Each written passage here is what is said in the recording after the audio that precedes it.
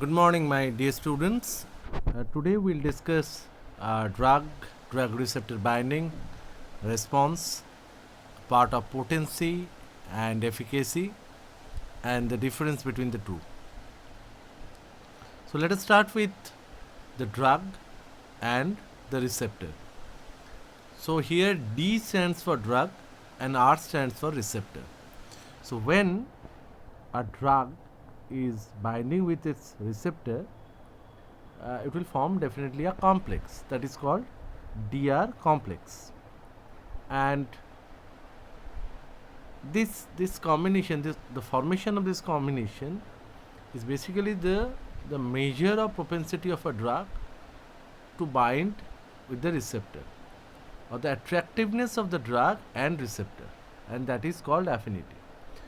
Or in very simple way, in a lucid manner, you can say it's the ability of the drug to bind with its receptor, that is called affinity. Mostly it becomes stable and essentially irreversible when the bonds are covalent, and it becomes weak when the bonds are electrostatic, and usually becomes reversible. Now, on the basis of this affinity, we have already termed few things: agonist, antagonist, partial agonist, and inverse agonist. Competitive antagonists occupy the receptor but they do not activate it, while certain drugs are partial agonists which occupy and submaximally activate the receptor. An agonist is basically a substance which will definitely activate the receptor. Now, depending on the agonist, DR, that means DR, drug and receptor complex, could generate a stronger or weaker ultimate effect. So, it's probably as a function of the degree of conformation and change brought about by the agonist in the receptor. So, as I mentioned before, agonists are the substances where you have both full affinity and maximal intrinsic efficacy or activity, like adrenaline, histamine, acetylcholine, morphine. There are antagonists where we have full affinity but no intrinsic efficacy, like atropine, propranolol, naloxone. Partial agonists, they have affinity and submaximal intrinsic activity. So, intrinsic activity is between 0 and 1. The examples are pindolol. The lower selling response to a partial agonist is not because of lower affinity for the receptor. Some of the partial agonists have higher affinity and dose to dose more potent than the full agonist. Like buprenorphine is 25 times more potent than morphine, but is a partial agonist and cannot relieve very severe pain or deeply depress respiration. So, partial agonists also antagonize the effect of a full agonist because they occupy a large population of the receptor. So, how much the concentration of the receptors being occupied by a substance will also matter in this regard, and therefore they may produce a very small response. They leave only fewer receptors to interact with the full agonist. And lastly, the inverse agonist, they have affinity but intrinsic affinity with a minus sign, so it is a -1, just opposite to that of pure agonist. Inverse agonist is manifest only in case of some receptors which show certain degree of constitutive activation, that is, they are partially active even in the basal state. In other words, they are ionically active. So, the benzodiazepine receptor is one such receptor where its inverse agonist is DMCM, or the another name of DMCM is beta carbolin. So, beta carbolin is an example of inverse agonist of diazepam. It has also been demonstrated that many full agonists can produce maximal response even while they are occupying less than 1% of the available receptor. So large receptor reserve exists in these cases, or a number of spare receptors are present. So that is the concept of spare receptors. On the other hand, there are few drugs where the total number of receptors may limit the maximal response, and there are no space receptors.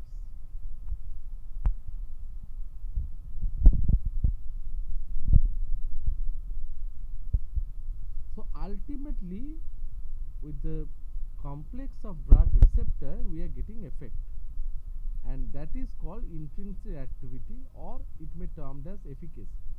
It is the ability of a bound drug to change the receptor in a way that produces an effect.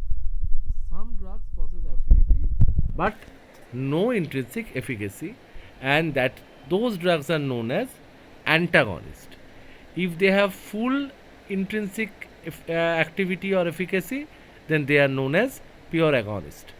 If they have in between 0 to 1 intrinsic activity, then they are called partial agonist.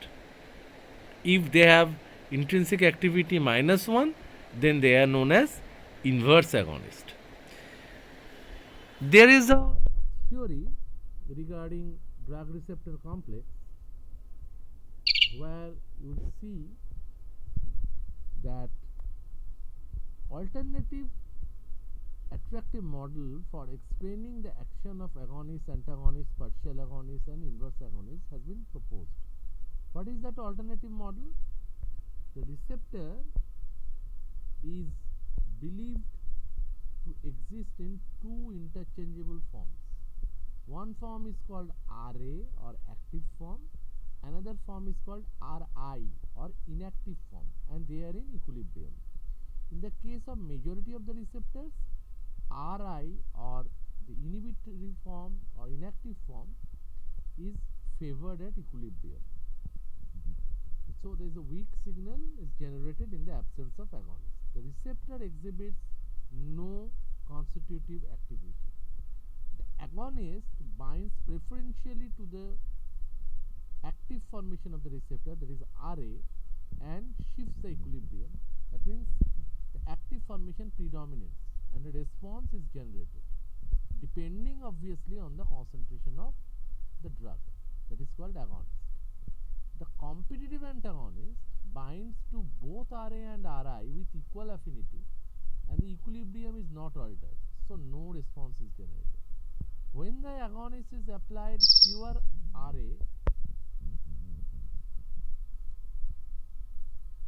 are available to bind it.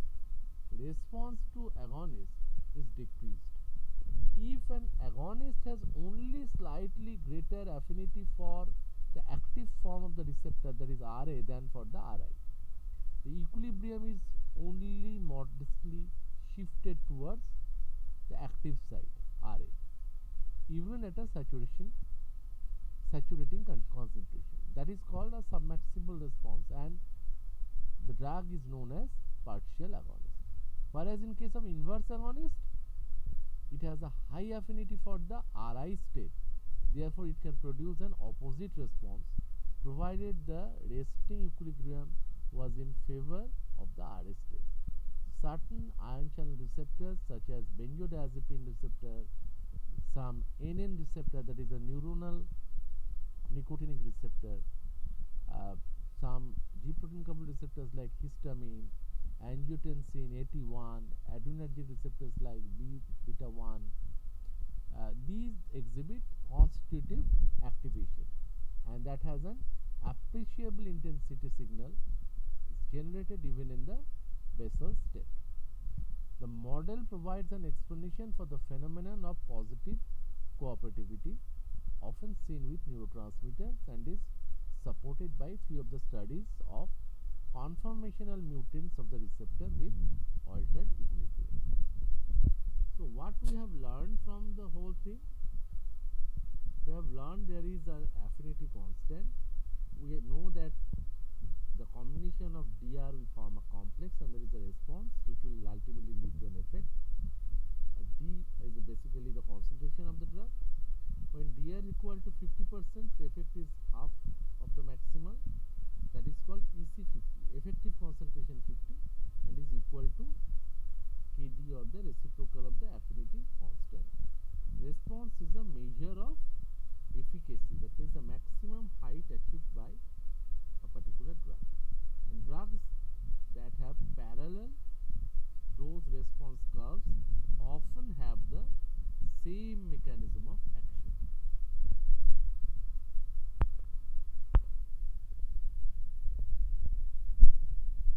So these are the pictures where the first one is hyperbolic curve, the second one is sigmoid shaped curve, and the third we are seeing multiple drugs being demonstrated, whereas in the fourth we are seeing exposure and occupancy of the receptor, and they have tried to explain the concept of PD50.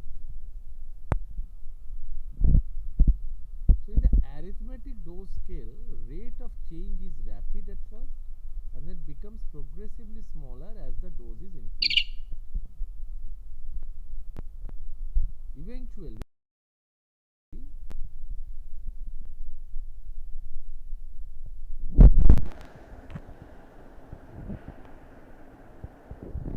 Eventually, the increments in dose produce no further change in effect, that is, maximal effect for the drug is obtained.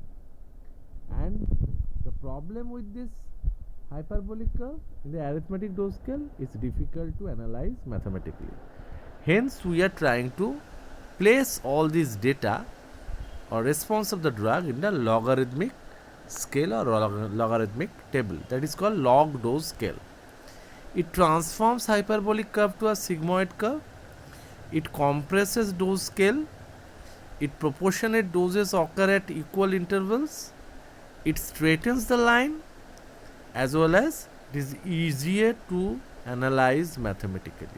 And that is the reason why when we discuss competitive and non-competitive antagonism, we have shown you or demonstrated you different types of log dose response curve. Those are not simple dose response curve, but rather log dose response curve. So whenever you draw a picture in case of pharmacodynamics, it is going to be a log dose response curve, and that will be demonstrated with, that will help you to demonstrate agonism, antagonism, inverse agonism, even that will also help you to demonstrate competitive and non-competitive antagonism.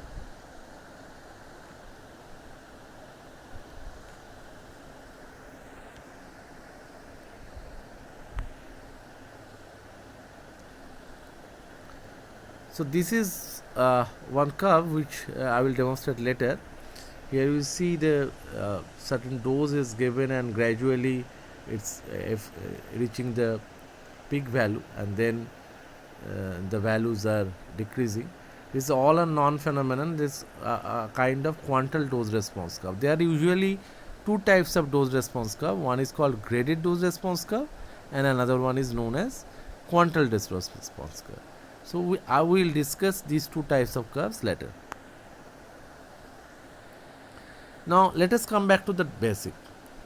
What is potency? Very simply speaking, potency means the dose. It's a relative position of the dose effect curve along the dose axis. So here you will see this is the potency for drug L. This is the potency for drug M. This is the potency for drug L. But it has little clinical significance for a given therapeutic effect, because dose is not going to determine.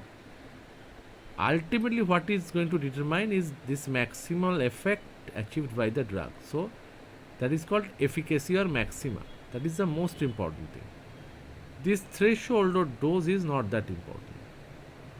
But a more potent of the two drug is not clinically superior. Now, out of drug L and N, if you see the efficacy, these are almost similar, but a lesser dose is required to achieve the same effect with L, which means L is more potent than N. So lower potency is only disadvantage only if the dose is so large that it is very difficult to administer. Otherwise, there is no as such problem with potency or clinical significance with potency. Now, potency also can be defined as the 50% of the maximal response achieved by a particular drug. So, it will come around this region. So, when we are comparing L with M, we are comparing with 50%, the dose which will produce 50% of the maximal response.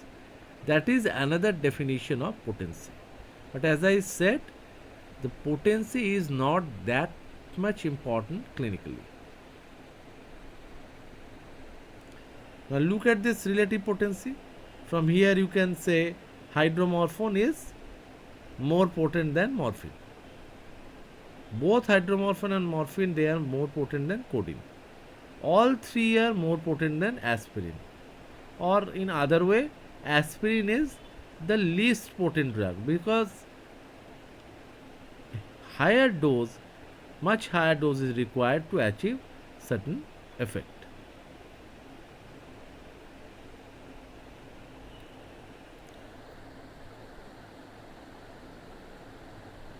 Now, why the concept of spare receptors are coming? It has been demonstrated that many full agonists can produce maximal response even with occupancy of only 1%, even less than 1% of the available receptors.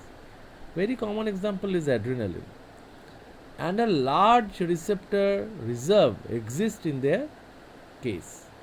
And as a result, the number of spare receptors are there. Spare receptors can bind with the extra ligand, preventing an exaggerated response if too much of ligand is present. Otherwise, they have no role to play. The receptor theory assumes that all receptors should be occupied to produce a maximal response, that is, this efficacy, this maxima.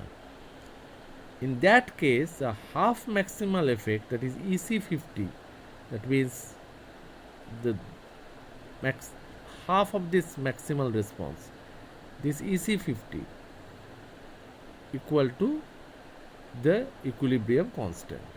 Sometimes the full effect is seen at a fractional receptor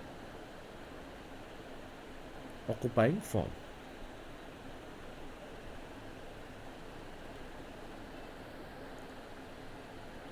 Now, when we are talking about agonist and antagonist, we are coming to the discussion that agonist has affinity plus full intrinsic efficacy.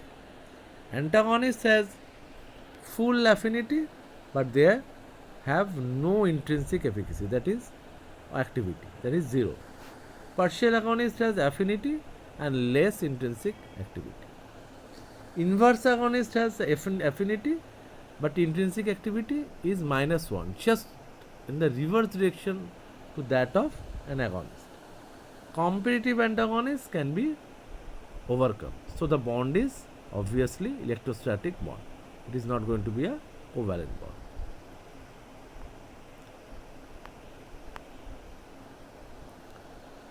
Drugs that interact with and activate the receptor, they possess both affinity and efficacy. There are two types: full, an agonist with maximal efficacy; the partial agonist, the agonist with less than maximal efficacy. The partial agonists have affinity as well as submaximal intrinsic activity, and these drugs is not because of the lower affinity for the receptor, the lowest ceiling response, you just see the ceiling response. That means the maximal response is less than that of full agonist. It is not always because of its lower affinity for the receptor. Some partial agonists, they have higher affinity and the dose to dose more potent than the full agonist. I mentioned before the role of buprenorphine, which is 25 times more potent than morphine, which is the full agonist in case of mu receptor. But it is a partial agonist and cannot relieve very severe pain or deeply depressed respiration. So every time you just cannot explain the role of partial agonist with receptor occupancy. Antagonists, they will interact with the receptor but do not change the receptor. They have affinity but no efficacy. Antagonism usually can be divided into 4 types. The physical antagonism, where the physical agent like activated charcoal, which absorbs drug in its surface and not allowing it to be absorbed. So that is a case of physical antagonism. That is not pharmacological antagonism. The chemical antagonism, where you will see the chelating agents or simple antacid. When the hydrochloric acid is synthesized, the antacid will raise its pH and no receptors are required. So you can say that this is a kind of chemical antagonism. There is another type of antagonism which is known as physiological antagonism. A common phenomenon which can be explained with this is anaphylactic shock, where you will see the mast cell is degraded and due to the degradation of the mast cell, the histamine is released and the histamine is responsible for causing this anaphylactic shock. It's binding with H1 receptor present in the blood vessels, causing vasodilatation and fall in blood pressure, as well as this is binding with H1 receptor present in the lung and causing bronchoconstriction. On the other hand, adrenaline, which is a life-saving drug in this condition, that means the anaphylactic shock or type 1 hypersensitivity reaction, in this condition adrenaline will act on its own receptor alpha 1 in the blood vessels. It will cause vasoconstriction just opposite to that of histamine and raise blood pressure, and it will bind to the beta 2 receptor present in the lungs and it will cause bronchodilation, so that patient will get relief from dyspnea or breathlessness. So here adrenaline is opposing the physiological action of histamine. So histamine is an agonist, adrenaline is an antagonist, but they are acting on different sets of receptor. Hence this is an example of physiological antagonism. And here we are going to discuss the antagonism is called pharmacological antagonism, where receptor remains the same. Both agonist and antagonist, they will try to bind with the same set of receptors, and it can be divided into 2 for you, competitive and non-competitive. Beside these 2, there is another type of antagonism existing in this world of pharmacology, that is called allosteric antagonism.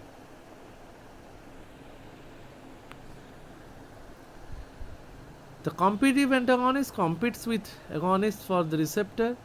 It is surmountable with increasing agonist concentration. That means it may displace antagonist from its binding site and regain back its action. A common example is acetylcholine, which may displace atropine from its binding site, and we have shown it in case of guinea pig ileum. We are regaining back its action.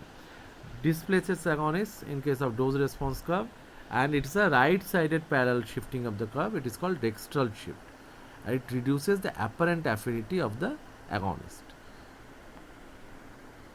Whereas in case of non-competitive antagonist, drug bind to the receptor, stays bound, irreversible due to covalent bond, produce slight dextral shift, but ultimately it's falling downwards. It is already been demonstrated in one of the previous video. It looks like competitive antagonist, but the action it is showing, the effect it is showing is absolutely different. But as more and more receptors are bound and essentially destroyed, the agonist drug becomes incapable of eliciting a maximal effect.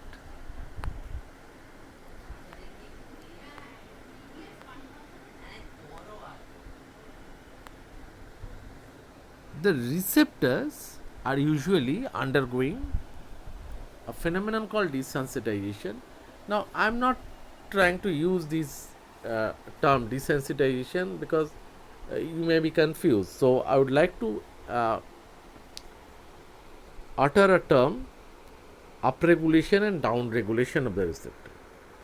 Now, what happened when the upregulation and downregulation of the receptors happened, and why it so happened? And we try to understand the whole phenomenon with examples. Let us think a person is suffering from bronchial asthma and the person is getting salbutamol, which is basically available in the brand name of Asthalin, regularly. So, regularly the beta 2 receptor in the lung is being subjected to salbutamol, which is a specific agonist for this particular receptor. Now, what will happen? This number of beta 2 receptors will be down regulated. That means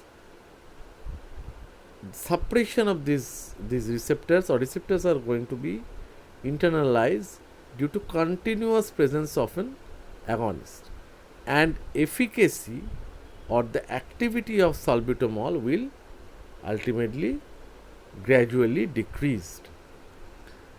So, this phenomenon is an example of down regulation of the receptor. Whereas in case of a person who is suffering from angina pectoris, that means chest pain, which may lead to heart attack later on, patient may get a drug called beta blocker. So, beta receptors like beta 1, beta 2, specifically beta 1, is responsible for increasing heart rate, and it is increasing heart rate in presence of endogenous adrenaline. So, whatever the adrenaline being synthesized in your body bind with beta 1 receptor, these are higher in number, and therefore it is basically causing the this phenomenon called increase in the problem of angina, or it may lead to hypertension. But when you prescribe a beta blocker continuously, what will happen? It will form a kind of layer over the beta receptors, and adrenaline will not be able to bind with beta receptors. Hence, the beta receptors are going to be internalized. If suddenly any patient stops this medication, all these receptors will come up at the level of surface, and they will bind with this adrenaline which is present in your body and lead to severe hypertension, or even it may lead to cerebrovascular accident or stroke, or angina, or myocardial infarction. This is an example of upregulation of the receptor. So, down regulation will happen in presence of continuous presence of an agonist, whereas up regulation will happen continuous presence of an antagonist. This is about the dose response curve. As I mentioned, there are two types of dose response curve. One is called quantile dose response curve, another one is known as graded dose response curve. So, I will discuss these two topics later. For the moment, we are trying to understand what is therapeutic index. So, therapeutic index is basically nothing but this is the ED50 by LD50 by ED50 ratio. Now, what is ED50? By the term ED50 we mean the median effective dose 50, the dose at which 50% of the population or the simple manifest a given effect used with quantile dose response curves. whereas TD50 or the lethal dose 50 is basically the median toxic dose, the dose at which 50% of the population manifest a given toxic effect. LD50 is almost similar to that of TD50. Now, therapeutic index is nothing but the LD50 by ED50 ratio. So, higher the therapeutic index, safer is the drug. So, for clinically used drug, we are not using this LD50 by ED50 ratio. It is just for understanding the basic concept. We are using a drug with LD1 by ED99 ratio. And that will give you a safe drug. So, higher the therapeutic index, if it is more than 1, theoretically it is safer. But most of the drugs we are prescribing in the clinical practice are around, at least their value is more than 50. Whereas in case of general anesthetics, we are seeing that they are very toxic drugs where therapeutic index is varying between 2 to 3. In spite of that, with a lot of skill, the anesthetists, they used to prescribe those drugs before surgery, because they are bound to do so. Those drugs are not available. I mean, there are no such general anesthetic drugs which are available in a therapeutic index of more than 10. So that is their problem. So this is the way we are seeing that LD50 by ED50. This is the LD50 value and this is the ED50 value, effective concentration value. This ratio will give you therapeutic index.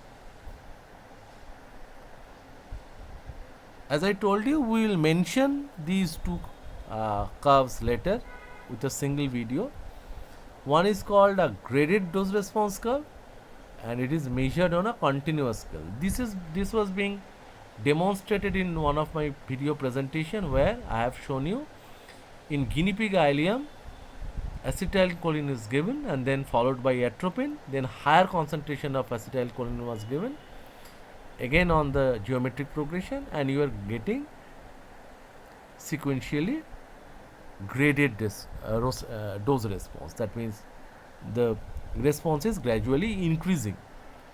Whereas in case of quantal dose response curve, it's a all or none phenomenon. It relates to dose and frequency of response in a population of individuals, and it is often derived from the frequency distribution of doses required to produce a specified effect. Usually, quantal dose response curve is not applicable to an individual, rather than it is applicable to a population. So that is one important thing. And the second one is, it is basically all or none phenomenon. Either the patient will die, or if you are doing an animal experiment, animal will die or it will survive.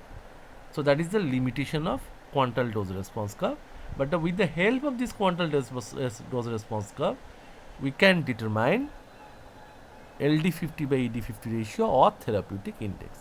And therapeutic index is one of the most important determining factor with the help of which we can determine whether the drug is safe or not. Because safety is the primary criteria while prescribing a drug. So higher the therapeutic index, better is the drug. There are many drugs like diazepam, most of the drugs, paracetamol, these are all having higher therapeutic index. They vary from, as I mentioned, 1 to greater than 1000. So if it is more than 50 or 100, it is more or less safer. Only in case of general anesthetics, we are seeing it is around 1 to 2. So with this, I am concluding my today's presentation on pharmacodynamics. Thank you so much for your kind attention.